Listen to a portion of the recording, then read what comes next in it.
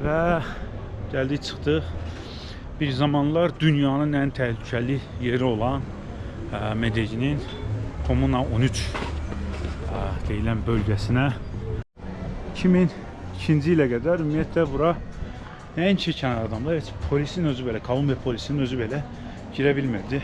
Buralar həmin dövrə qədər kartellərin nəzarətində idi deyə, kartellər buralara nəzarət edirdi deyə, buralara belə deyək girmək mümkün deyil. Amma və 2002-ci ildə Kolumbiya hökuməti ordudan tutmuş polisə, nə bilim, xüsusi təyinatlar, planlar, beşməkənlər və deyək də əli silah tutan bütün Kolumbiya dövlət orqanlarına göstəriş verir ki, bu gördüyünüz Komuna 13-ə əməliyyat həyata keçirsinlər.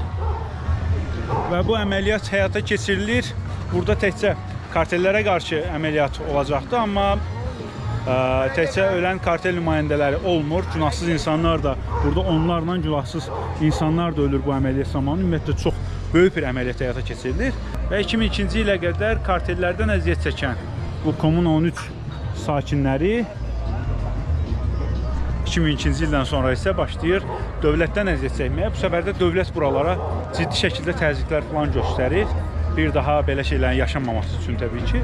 Və bundan bizdən Komuna 13 sakinləri, yəni 2002-ci ilə qədər kartel, 2002-ci ildən sonra dövlətin əlindən bizdən Komuna 13 sakinləri bir etiraz etmək qərarına gəlir. O etiraz necə olur?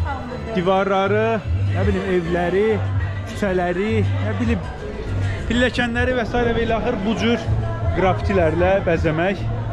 Artıq Komuna 13-ün bir incəsənət yeri olduğunu belə deyək, dövlətə göstərmək. Bu işə yarayır, çünki bir neçə ildən sonra dövlət artıq baxır görsə Komuna 13-ə, yəni bir incəsənət yerinə oxşur artıq. Komuna 13-dən çəkilmək qərarına gəlir və illər içərisində Komuna 13 bu cür bir turistik vəziyyət alır. Bir zamanlar dünyanın ən təhlükəli yeri sayılan, ən təhlükəli bölgəsi sayılan Komuna 13 zaman içərisində Kolumbiyanın ən təhlükəsiz yerlərindən birinə çevrilir, ən turistik yerlərindən birinə çevrilir. Yəni, bir uğur hekayəsi deyə bilərik. Ən azından Komuna 13 sakinləri üçün.